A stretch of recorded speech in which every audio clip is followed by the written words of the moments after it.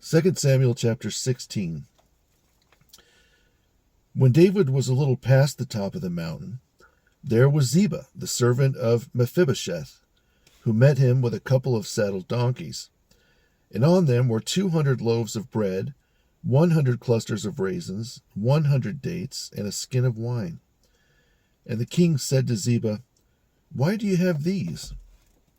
So Ziba said, "The donkeys are for the king's household to ride on, the bread and dates for the young men to eat, and the wine for those who are faint in the desert from lack of drink." Then the king said, "And where is your master's son?" And Ziba said to the king, "He is staying in Jerusalem, for he said, 'Today the house of Israel will restore my father's kingdom to me.'" So the king said to Ziba, "Here, all that belongs to Mephibosheth is yours." And Ziba bowed and said, "May I find favor in your eyes, Lord, my king." Now, when King David came to Bahurim, there was a man coming from there from the family of the house of Saul, whose name was Shimei, the son of Gera.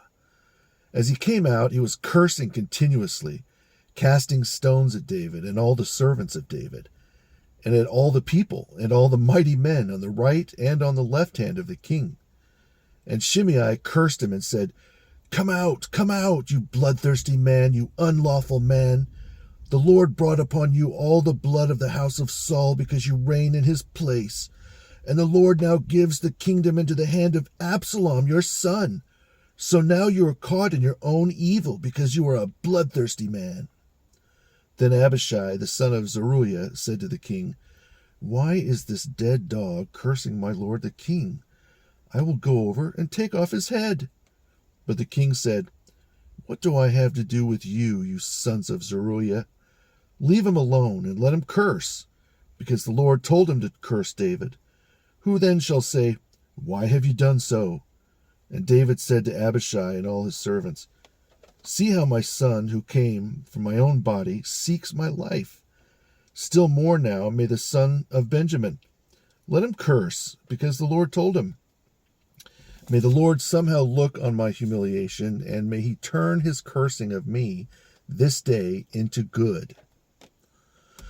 And as David and his men went along the road, Shimei went along the hillside opposite him and cursed as he went, throwing stones alongside him and kicking up dust.